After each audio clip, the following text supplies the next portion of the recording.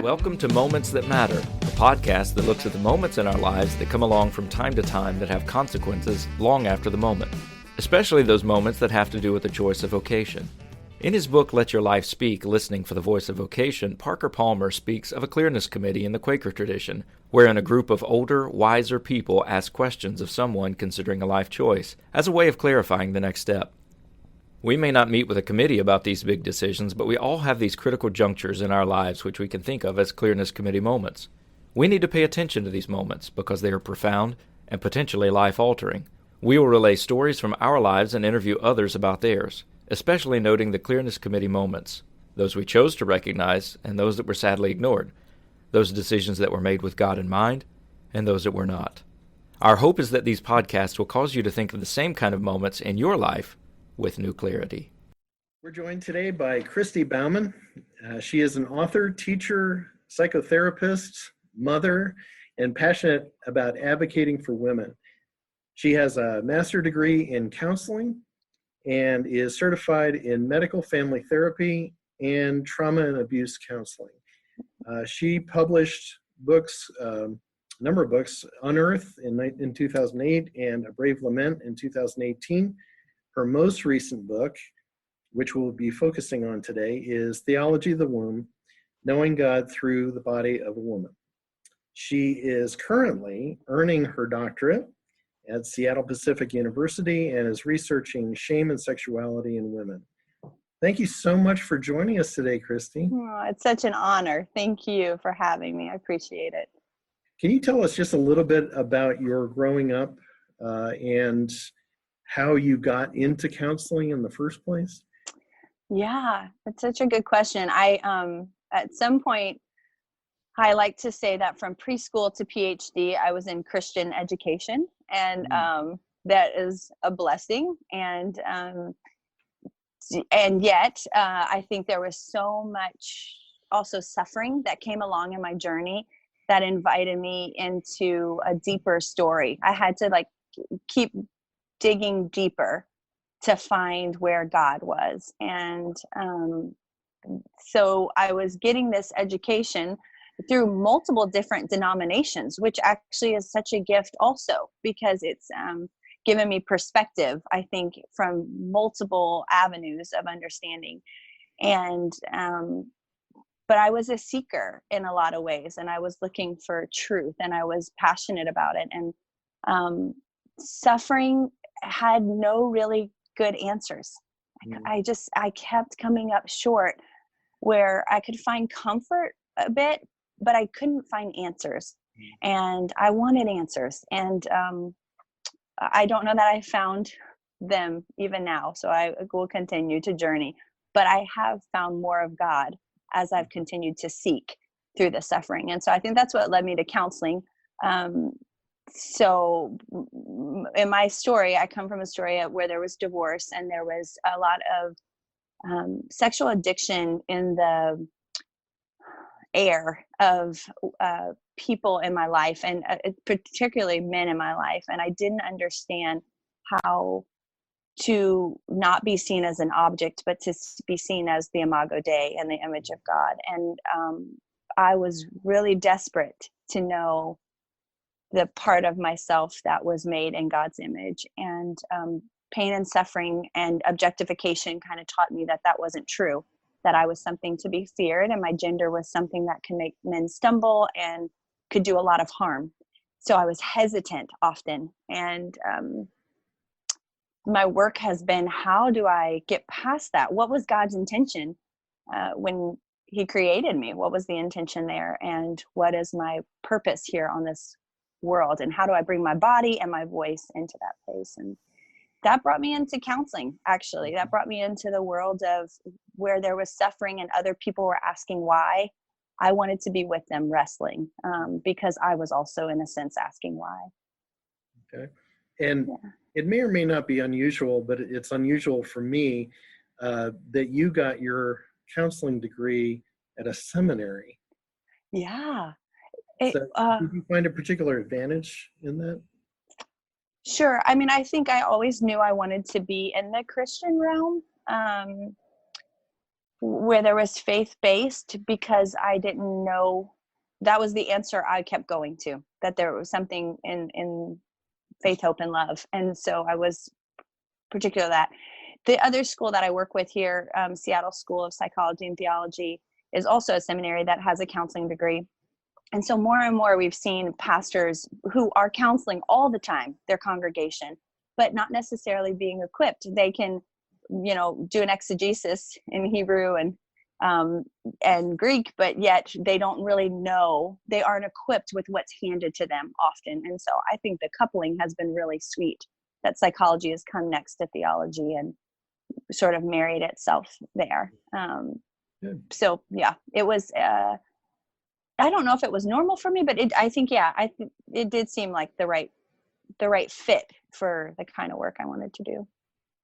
And can you tell us how you got into writing? I think writing became my savior in a lot of ways. The ocean and a piece of paper are the two things that I can submerge myself into. And it's as if it's my closest friend and my therapist all in one. And so I just would begin to write my thoughts, and it's become insatiable. I love now to get my thoughts on paper or get my thoughts in print, where I can reflect back, because they ground me. It reflects back to me, right. My wrestling or the truth I'm seeking. And the second book, that's I assume about losing your little boy. Yeah. So A Brave Lament was a book, and again, that was a beautiful diving into writing and the need for it. I lost my first son at 41 weeks and was stillborn. And I was a therapist at the time. My husband and I are both therapists, and we did not know what to do with grief. We had not been baptized yet into that kind of understanding of grief and suffering. And so we pilgrimaged over on the Eastern continent, and we just looked into understanding death, and we asked other cultures to teach us about death. But every day I wrote, every day he wrote. And we took those some 80,000 words and deduced it down to 30,000. And we have a book that it just tells our journey with grief and suffering. And we wrote it because we couldn't find another book that was accompanying us the way we needed to in our grief, except for Walter Storff's Lament for a Son. That was the only book that could accompany us. And we thought we need to offer more accompaniment to this world where suffering has been so loud, and yet people don't know what to do with grief in a Western culture often. Mm-hmm. Yeah. And of course, that story also shows up in your most recent book. So we might as well talk about your most recent book. So this is Theology of the Womb. And I was wondering if you could give us just a bit of a rundown on the book and maybe of course. Some overarching themes in there. Sure. So Theology of the Womb came out of these years of, again, my gender and what did I do as a woman. And it starts with the idea of bleeding and menstruation. And it just, again, never heard it from any place of authority. No one was teaching me about this. No professor, no teacher, no one was tying into my understanding how menstruation mattered. And I mean, I understood it from a biological sense that I needed it to then create a child, but I did not understand what significance it had at any point. And so there was something of the curse of a woman that I felt that I wanted to undo, or I wanted to at least understand more. And so the first third of the book is what does it mean to bleed? And then the middle of the book is what does it mean to create and to birth? And then the last part of the book is what does it mean to bury? And it follows just this cyclical understanding. So whether that's the church calendar or whether that's even the Lenten season that we're in now, there's something of following this cycle. The body follows a cycle, and there's a theological cycle that I kept wanting it kept coming back and tying it into. And so the book's kind of set in that 3 phase understanding. Are we bleeding? Are we creating? Are we burying? Which is a part of everyone's life. We all know that, men and women. Women just get to embody it in a way that I didn't have much understanding for. And so I dove in. Mm-hmm. And I didn't have a lot of understanding for it, and I appreciate that. Yeah. Oh, yeah. Thank you. I and I get it. I don't know. It's not something I want to turn towards automatically. There's nothing of me wants to be like, yeah, let's talk about menstruation. Let's talk about blood. That doesn't sound exciting. Even talking about birth doesn't sound that exciting. It's a pretty painful process. And yet I kept wondering, God, what are you saying here? What is the story here? And I think men and women alike are ready to maybe know a little bit more about why. And how has your background in mental health counseling and psychology inspired some of those, or informed some of those themes? Sure. So I work at this point, I've been 12 years into the practice, and I would say 95% of my practice is female, and it is usually spiritually based women who are looking for sexual health. Mm-hmm. And I think they seek it out of coming from sexual trauma, sadly. And so so we tell a lot of narratives. So I've listened for the last 12 years to women tell their story of sexual harm.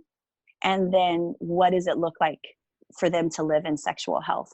That has impacted so much of how I look at my own life, and so much at how I brought this book about. Is not only are women's voices sort of been silenced, but also, I mean, again, we don't have a clear birthright. Women have not been shown a clear birthright. And so that comes out in our psyche and the unhealth of our psyche, because we don't know who we are, and then we don't know what we bring. And that's a tragedy for half of our population to walk around not knowing who they are, or what their body brings or should bring, or what their voices bring. And so that influenced the mental health of women has influenced me so much. Mm-hmm. Mm-hmm. And another part of your background is obviously theological. Yes. You are impressively careful with your theology, which I want to commend you about. Thank you. Because I think it would be easy to, just for the casual observer, to, especially a male, to write it off, and but you really can't. I mean, you just can't. And so you include a lot of different traditions that you talk about, but you really circle back to the Bible pretty consistently and all the time. So I'm wondering if you could talk about kind of your theological background and how did that influence the writing of the book? Sure. So I say this often, I come from a very charismatic Catholic mother, and her influence in my life really was really influential, right? Like there's something of your mother, and that's even the sense of the red tint for women. What we're handed down, we hear from our mothers. And so the mother wound is something I talk about in the counseling room really often. But for me, my mother wanted me to attach to Catholicism. And which is interesting, because then after my parents divorced, we went to Assembly of God. So we went really whole nother understanding, where speaking in tongues was part of baptism. And so we just went from transubstantiation to this completely other understanding of it. And and then I went into college, and I went to more conservative. Women couldn't speak, that wasn't, or couldn't preach, that wasn't the norm. But it was really scripture based kind of theology. And then I did my master's at Reformed theology. So I have this spectrum of knowing that is just a lot of different lenses. And so it is hard to represent, because I don't sit there and situate myself that this has to be the only way. In fact, I think that can be detrimental in some ways for people who've been burned in different sects of denominations. And so I feel like it's a kindness. And yet I was literally sitting at my seminary, Reformed Theological Seminary. I'm sitting in a class and we're talking about Calvinism. And I am just sitting there thinking, I remember I was on my period and I was one of the only women in the classroom. And I remember thinking, I don't care. And it was such a hard, I was like, I'm intrigued and there's something beautiful here and it's just not complete. So I think there's something that I've found almost in every denomination or in all of the teaching where it's like, it's so good and not complete. Yeah. It's so good and there's something more. And I was obviously the lesser gender in that moment who couldn't say that. I would have been, just dismissed had I said, this is not the answer or not the full answer. And so I try to be careful to not say this is not the full answer. And yet I just think God is so much bigger than we've made him out to be. And I wanted a fuller picture. And so I keep striving for fuller pictures. And I think it's because I was influenced by so many traditions in the faith. Awesome. Yeah. That's so cool. I, just by a little bit of background, grew up in the Wesleyan Church. Okay, yeah. Under the grand influence of John Wesley, who, interestingly enough, was influenced in part by one of the Desert Fathers, Macarius, who spoke about the femininity of God. And so that translated, I think, in some way, although I don't know that anybody's written really well about it, in Wesley's view of women, which allowed him to say, women have this equal standing in the church, and we ordain women as pastors, because I too went to a seminary that it was kind of like, women, you can teach the kids and other women. Right. And it was a real limiting sort of posture. And then it's so cool to find out that the first woman ordained in America was ordained through the Wesleyan Church. So we can have that, but we're just a really small denomination. Hey, interestingly enough, you and your husband were on a podcast with Davy Blackburn. Yes. Who graduated from here, Southern Wesleyan University, in 2008. So it's crazy. We're in an awfully small world. It's true. It's so true. How do you see the church now? I know for just these centuries and centuries, it's all been so patriarchal. And I read an interesting quote, I guess it was maybe last semester or last year, about God introducing himself to a world that was patriarchal way back in the Old Testament. And had he introduced himself into our modern world the way it is now, maybe it would have been done a little bit differently. How do you see the maybe broader understanding of God's role for women here in the Western church? Are they catching up, or is it something that's still hard going? Again, I find myself in Seattle, teaching in Seattle, but I also can go, I was in Florida last week, and you're going to get a really different viewpoint of that. Like I would say some places have done the good work to catching up and to remedying. And then there's places where there's a staunch set of holding to tradition, I guess. And again, I'm not against that. I just wonder what it looks like to maybe look at the fuller picture that God was intending. And it's hard to speak to it because the masses, I would say there's some pockets that are doing beautiful work. And there's some places that I think are still really far behind.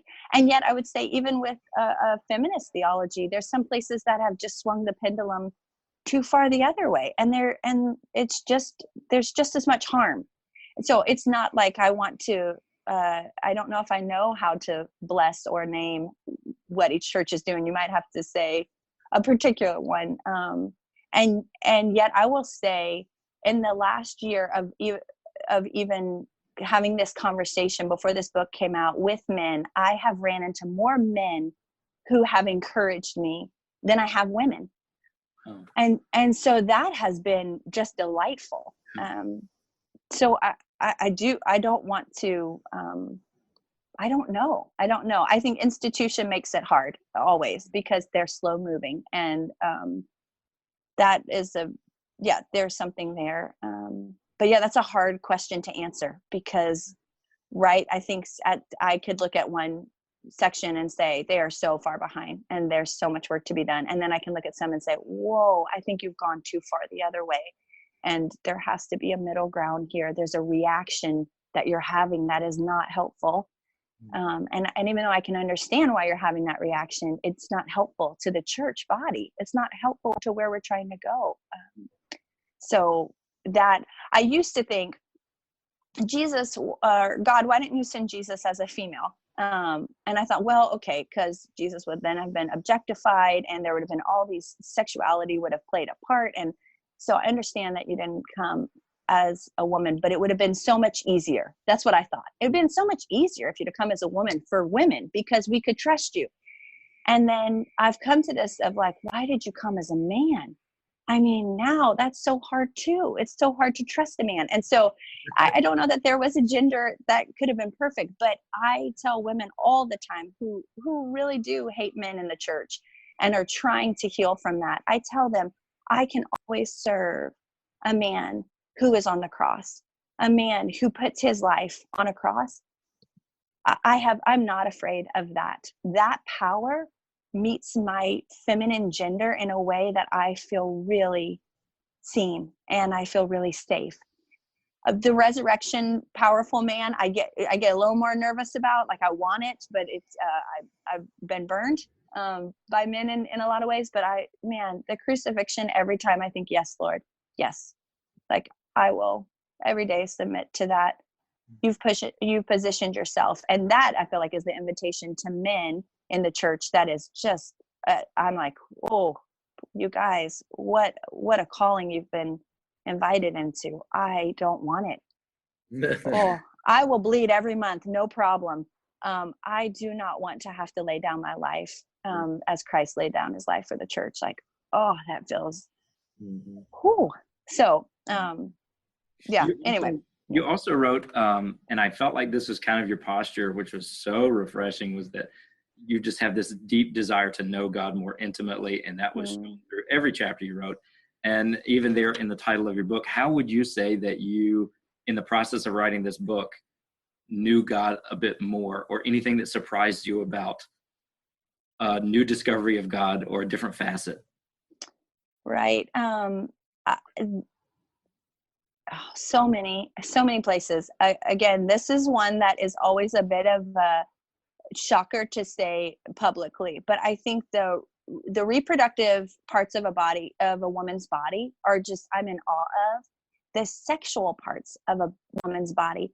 And I come back to this again and again, and this is a bit of a careful that I'm about to say this word, but honestly, the woman's pleasure, her sexual pleasure, and the understanding of God's creation of sexuality and pleasure, I was floored by it because I come from knowing so much about sexual abuse, and that's what I hear every day, and that's what I work with, and that's what I fight against, and that's what I see in the media is sexual objectification.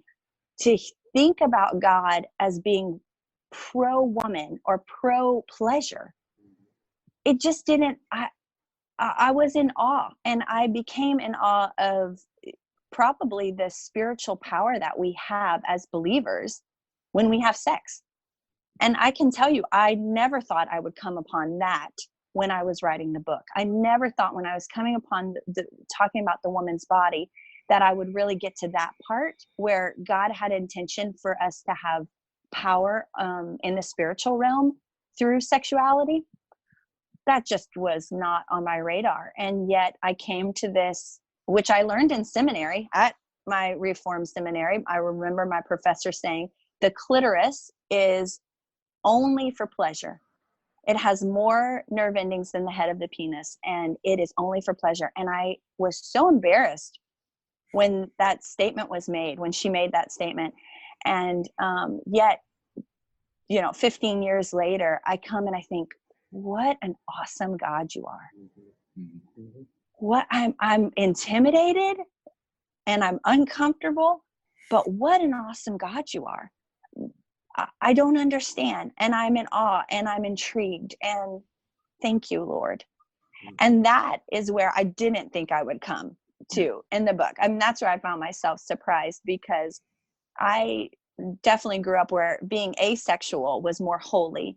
You know, I cried on my wedding night that I was going to be less holy after having sex. I mean, I loved Jesus so much, and I didn't want to hurt Jesus by having sex, by losing my virginity. And that's so crazy that I was holding that. And that's really what I believed. I believed I was going to be less pure, less holy, less communion with God, that I could communicate less and have relationship less with God because of that. And so this book was a bringing back of, I created that with intention to know you and to be known.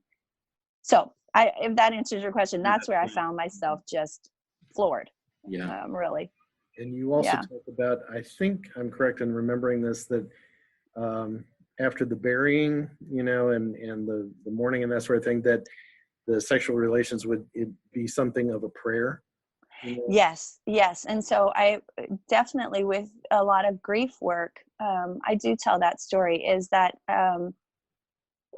it wasn't even after I had 2 miscarriages other than my first son being stillborn. And it was after a DNC where I hadn't just had surgery, but I was 3 weeks out or something. And my husband wanted to have sex, and we were talking about it. And I just kept thinking, you are going to try to enter the place where I have so much pain, and I have my body memory from that surgery is so dark and it's so painful. And you want to enter that place, and there's supposed to be pleasure. Like, I don't understand that. And so I started to see the vaginal canal as the Via Dolorosa.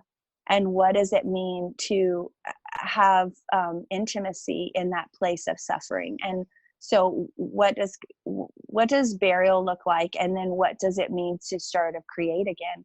And maybe not even for the intention of procreation, but the intention of pleasure. And again, these are just concepts that are really hard to take. And I just was able to tell my husband that. And he said, what if this is prayer, that we will be a couple that doesn't just know death, but that we know life more abundantly? And it does. It feels like there's power if there's intention and if there's prayer. It's Lord, I don't know what you're doing. And I trust and I believe bigger than what death is telling me to believe. And that does, it feels like an act of faith, an act of hope, and an act of love all in one. I do surrender on multiple levels. You know?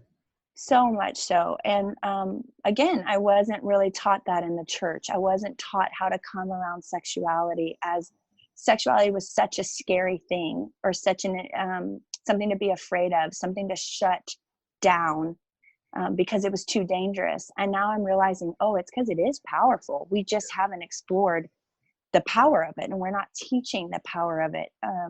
Instead, I think we're intimidated because it can do really dark things, and it can do really amazing things. And I do say this, I would, for the amount of sexual harm I have listened to, I would give up sex in a second if it could erase all the harm that's been done, all the shame, all the pain.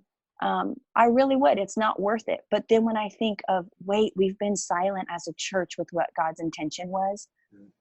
We've got to get on the ball. We've got to start teaching what it's really about, or else evil's going to win. And be sure to check us out next week for the second half of today's interview.